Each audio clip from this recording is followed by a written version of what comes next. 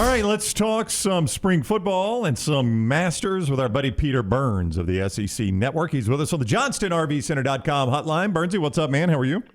I'm doing well, although I shouldn't have put money on Dustin Johnson. I just saw he missed a birdie on 2. Like, come on, DJ. You got to, got to try. Yeah, listen. Well, come on. You can't put like Brownie over there. I know. Make those, Not even trying. Not even trying. By the way, did we see maybe the most Googled thing yesterday was did you see Paulina waiting for Dustin after the round yesterday? No, but I'm Googling it now. Dunaway is going to pull glasses on. Dunaway stalks her. No, I follow her on all social media platforms. Yeah, that's his way of saying stalk. Yeah. Yes, that's fair to say. Yeah, so beyond Dustin and Paulina, it will, when he ends his career one day, Tiger Woods will never be able to say, hey, the most impressive moment was, because there are too many. But yesterday would be in that discussion. And it's a 71, which normally doesn't even move the needle for Tiger. But to take 500 days off, come back and play. Well, there's Paulina. Yeah, found her. Yeah. It was a rather cool afternoon. It was. At Augusta National. She seems as though she could use a jacket. Yeah, I would rather see her wearing the green purse and him wearing the green jacket. Different dinner party, though. Bird's not even going to You see what I did? You guys thought you were going to talk spring game and football, and all of a sudden you go to the Googles, and now you're gone. She looks a little chilly in that picture, too. She does. It's quite cold. Breezy afternoon. Small dress. Dare I say right now, I'm now 2 under par. Oh, gosh. Oh, okay. Yeah, okay. Jeez. All right.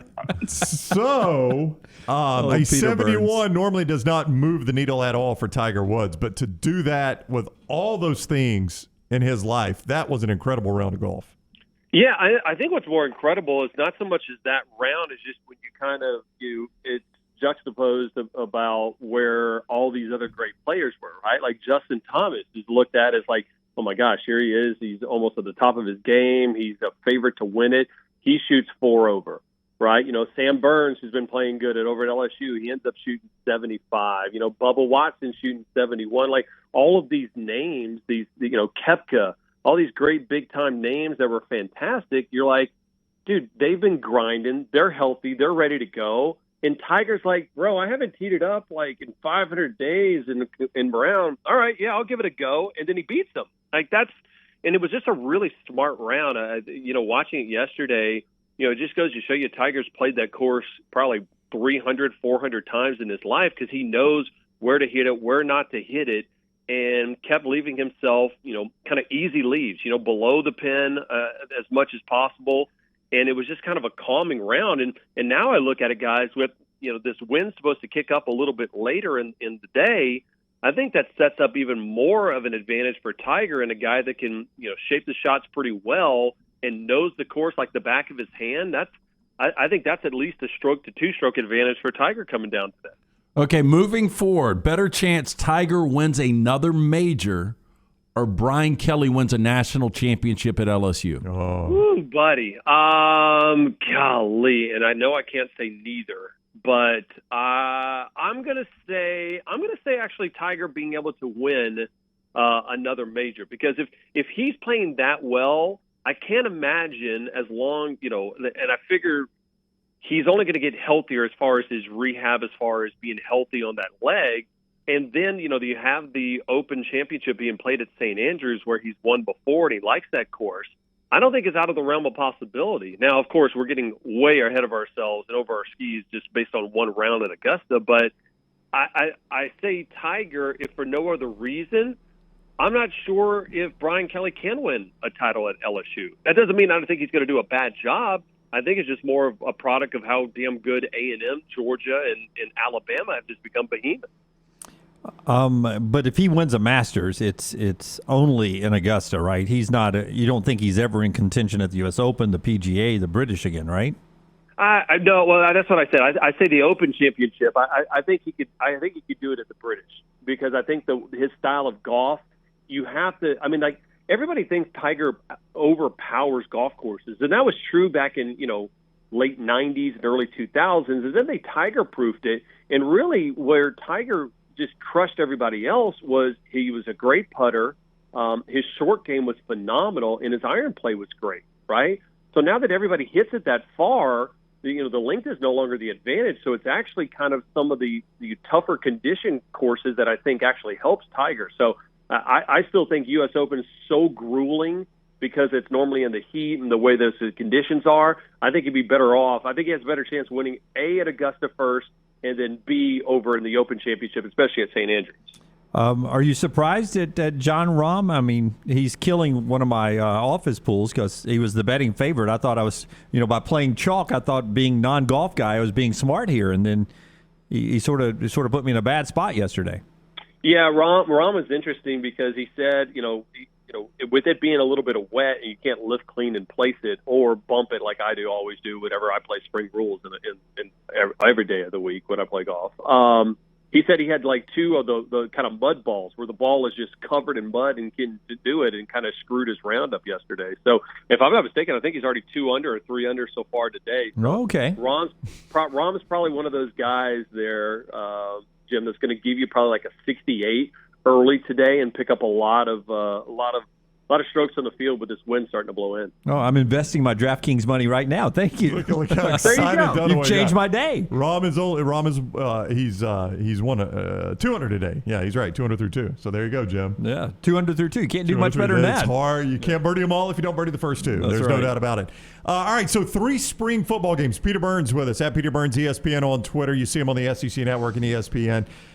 You hear him on The Best Week Ever on Sunday mornings. Does a fantastic job on that show. 3 spring games this Saturday on your network, Peter. Kentucky, Auburn, Texas A&M. Storylines abound in all of them. We were just discussing the Texas A&M storyline because Scott Forrester, our video director, threw up a graphic that was comparing Kevin Sumlin and Jimbo Fisher. And the resumes are the same. I mean, they're identical. I made the point we did the same exact thing to Mark Richt and Kirby Smart, and those tracked for a little while until Kirby made that an irrelevant discussion, which is now what Jimbo has to do. Yeah, I think that's absolutely fair, and I think Jimbo's aware of it whatsoever. But it definitely feels different too. Like when Sumlin, it felt like every year they were 5-0, they were 6-0, and all of a sudden that was because they were beating up, Sam Houston State and Lamar, and they were running up, and then all of a sudden they got called out as front runners and they couldn't close. And I think we've seen Jimbo close a little bit better. So I think that helps. I mean, again, I had Billy Lucci from Texags on my show this morning on Sirius XM. And I said, Billy, I told him, everybody nationally is loving what A&M's going to do. I don't think they're going to be great this year. I think they're a 9-win, 10-win, program, which is solid. Hell, a lot of programs would take that. But I think what people are going to not understand is not until 2023 that I think that they are a title. I mean, like, again, I thought LSU was going to win it in 19. They won it. I thought Georgia was going to win it last year. They won it. I still think it's all Alabama this year, and I think Texas A&M's year ends up being 2023. So, let me ask you guys this though. Like, I know we talk about the spring games because it's great content. Football is king in the SEC. But do we really learn anything? Like, I feel like it's more of a marketing tool for the schools to get out the storylines that they want, as opposed to like, oh, wow, man, I really have changed my thought on what a team was going to be based on one kind of glorified scrimmage in the middle of April. I'll make your point for you. And these two guys here with me would back this up. The biggest name coming out of Bama spring game last year was the MVP. Jai Hall. Jai Hall. Yeah, the MVP who's in the portal now. A guy that's now in the transfer portal, and Nick Saban seemed horribly disgusted with Yeah, him. and I remember 2010, Cam Newton did not have a good spring game. He did not. Yeah, we still wondered if that was a quarterback battle. Yeah, again, it's fine, right? It gives me something. I'm looking forward to it again, but and maybe it's just now I'm becoming like, my birthday's this weekend. I'm becoming like this disgruntled old man. Like, I'm going like full, begrudging. That I'm just like, all right, what storylines do we really learn, right? Like, the storyline I want to see is how this team gels with Brian Harsin over at Auburn, right? After everybody came with the pitchforks and the boosters and the coup that they tried to have. How is that team environment? Like, am I going to learn about that in one spring game? Probably not. I think the thing for spring football, when I talk to coaches now, is just don't get anybody injured and find out if you got one guy or two guys that have never been around 20,000, 30,000 fans, if all of a sudden they got a spark that we don't see in practice. Because you guys know there's like Ranger Ricks that are great in the practice range, but then they can't get out on the golf course and play. Same thing with football, right? And some of these kids, hey, this is their first opportunity. Either they transferred in from a smaller program, or they come from high school where you're not used to seeing. Hell, even if it's a spring game and you got 20,000 people, that's a hell of a lot of people. Does anything have a spark? I think it's just more of a spark and dress rehearsal than actual storylines we're actually going to learn. Okay, Peter, it's April 8th. We're 141 days out, so we're not going to hold you to this. You've already said you think it's Alabama's to win again in the SEC, but if we stick in the SEC West, who comes in dead last? Oof, golly. State's got like 19 different starters returning, but as a coach told me one time, just because you have starters returning doesn't mean they're good starters returning. Yeah. So, State, it's interesting, might be. I tell you what, if LSU doesn't make it on, this quarterback battle, and it may be a battle if Miles Brennan doesn't win at all, it's hard to believe that they might be in that race for last place. And I don't think that this is Chad Morris, Arkansas, they're just horrible. They win 4 games. I just think that there's going to be kind of like how college baseball is right now. There's going to be a bunch of teams that are playing 500 ball. I think there's a bunch of upper middle class teams in the SEC, and there's some uber elite teams. And I think LSU is going to be one of those, upper middle class teams, but I don't know how much success they have in year one. You're talking upper middle class. Kentucky's been like the Jeffersons. They moved on up last year. What's your expectation for Kentucky now? Coming off a 10-win season, it can't be 10 wins again, right? That can't be your expectations every year with UK, right? God, I mean, if it is, what a job Mark Stoops has done, right? I mean, to me, I think that, Stoops has proven himself and his mettle here in this conference. And, you got Will Levis, so you arguably have one of the more, outside of Bryce Young, maybe, the most tenured and most exciting quarterbacks to watch, and he has a little bit of that attitude. The difference that I'm looking forward, and Kentucky has their spring game this weekend, is who's that next Wan'Dale Robinson, right? Like that's I don't know who that guy is, and I legitimately don't know. That's what one of the things I want to try to find out is who's kind of that X factor, because that was such a safety valve for Levis that when things weren't going well and he was inaccurate downfield, which we saw in some of the games, he could just dump it off to like this Percy Harvin type guy, and boom, he takes off. So, I think, Kentucky is interesting. I mean, Tennessee, the storyline of, hey, now that the defense gets a little bit better and you were able to showcase, are you able to take that second-year jump like Lane took in Oxford? I think that's maybe the biggest storyline, really, not just of spring football. I think of college football is, can Tennessee ride the hot hand of last year, and hell, what they're doing in baseball right now, which is flipping ridiculous. You talk about your birthday coming up. Lynn's not on you about pulling your pants down. You don't have your pants up too high under your arms yet, do you? No. I mean, again, but I did have one of those moments where Pat Bradley, my co-host this morning, had asked me, he goes, "Oh man, what, you have big plans for the weekend? How old are you turning?" And I couldn't remember how old I am. Like at some point, the birthdays kind of suck where you're just like, wait a minute, am I going to be turning 43 or I'm 42? Like that's sad, boys. Like when you don't, like when you can't figure out, like you got to do the math of how old you are. It's not a good sign. Yeah, closer to shooting your age though. That is true. My dad shot his age until about a couple of months ago. He was 70 and shot a 70. So, wow, that's impressive. That's playing there now. That is impressive. I'm still upset though. He got his first hole-in-one as a 50-year-old, and I still haven't made one. So it's brutal. So I'm glad he made it though. Yeah. So tick. Are you doing the jar, like where you put cash in a jar? Is that you that?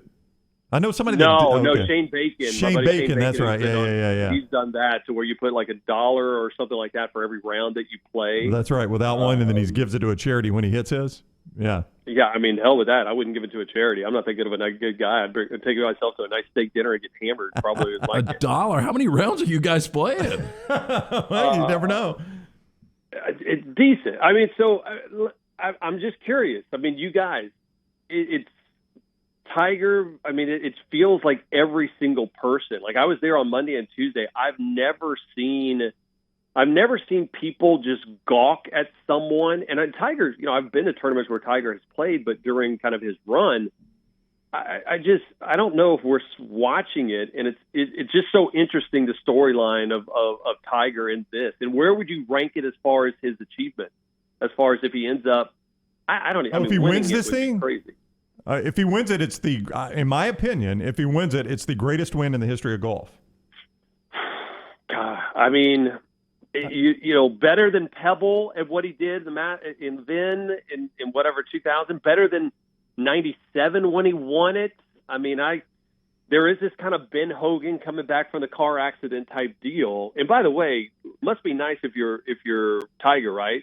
Driving like 80 miles an hour, probably got some stuff in the system, and you don't get so much as a ticket. Like, just remember, like, he doesn't exactly play by the same rules we all do in life, and I guess he's making the most of it, right? I guess so. But I can understand the buzz. I'll give you a couple of examples. I knew Bird's career was winding down, and I snuck in through a back door to watch in Chicago at Old Chicago Stadium Bird versus Jordan, because I didn't know how much longer MJ would have, but I knew Bird's time was coming. I wanted to see those two play each other. And then just this past year, we're over for the SEC championship game, and the very next day, my favorite NFL team, Tampa Bay, is playing with Tom Brady at quarterback, and my chance to see my team, but also with Brady in Atlanta while I'm there. I stayed and paid extra money, went to the game by myself. If I'm a golf fan or a sports fan and I get a chance to see Tiger Woods, you don't know how many more of these you got. I'd be buzzing too, man. I'd be there if I could be there. Yeah, it was. I mean, it was crazy. People were 5 deep, and it was like, "That's Tiger, that's Tiger," and you're like, "Okay." You have those moments where you're just like, I'll tell my kids, right, when they'll go back. I remember my parents always talked to me like, "Well, we saw Jack Nicklaus once play," and I'm like, I'm kind of curious about that. Like, the fact that we get a chance to see that greatness, and we get to see one on the sidelines right now with Nick Saban, right? Like, how many times, for all I know, Nick could win it all this year and just say, man, I'm sick of NIL and transfer portal, and I'm going to go out on top. I'm looking at this upcoming season and maybe every season going forward as Nick Saban's last year. You shut your mouth, Peter Burns. I swear to God. You blasphemous heathen.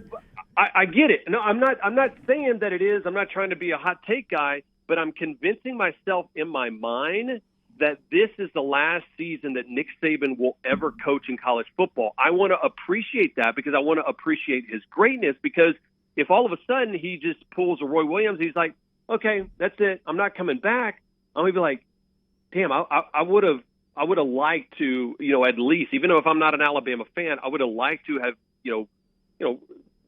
sit at the altar and appreciate what he's done for the game. And so in my mind, there you go. You're gonna pull the clip of me saying Nick Saban's last year at Alabama. No, I know Peter Burns, SEC Network says. Well, one day somebody's going to get this right. That's right. Hey, perfect ending for you, though. Mark, who's a big LSU fan, watches and listens to our show. Tell Peter he's lost his LSU card. He's about to tweet back, hey, tell Peter he just got his LSU card back. He's retiring Nick Saban. Yeah. Listen, I always said that there should be a collection plate like at church that every single SEC coach is, listen, I'm in for $1 million. You guys in for $1 million? I mean, you talk about these name, image, and likeness deals that every single SEC school, and hell, college football right now, they should all pitch in about $2 million a year, kind of slush fund for 50, and just be like, Nick, just call it a day, bud. Like, here it is. Here's your golden parachute. You know what it is? Probably if they offered him that money, it would only make Nick want to coach for like another 15 years. If they don't want me here, I'm staying here. That would be the thing. Yep. All right, he is Peter Burns. Go follow him on Twitter at Peter Burns ESPN. Watch him on the SEC Network here on Sirius XM. The best weekend ever, every single Sunday as well. He does a tremendous job with that. Peter, thank you so much for the time, man. Always fun. Hey, next weekend I'll be in Birmingham on Friday because I'm calling the SEC Women's Golf Championship. So just throwing it out there, if anybody wants to take my money on the golf course. What time you done? No, I'll be. I fly in on Thursday night, and I'm probably just going to steal a bunch of stuff from McElroy's garage. Yeah. So I'll have a bunch of golf balls to play with. So Friday morning I'm looking for a game. So Friday morning I work in the mornings. Dang. No, for Peter, listen, yeah, you can take the day off for Peter. Okay. Yeah. Yeah, we'll do it. We'll do it. We'll do it on the road. We can do it on the road. I'll take the Zoom thing and we can do it that way. All right. Yeah, we'll give you the day off to entertain Peter. Thanks. Jim's giving me the day off. I appreciate that. I'm part of the. It's like the Green Bay Packers around here. I'm part of the ownership Yeah, we group. all own it. Yeah, you're right. But by the way, last time I played golf with Peter Burns, a lot of that negotiation was going down. Yeah. Yeah, you owe him one. I cannot confirm nor deny that because I did have to sign non-disclosure. Thank you, Burnsy. Take care. Later, boys.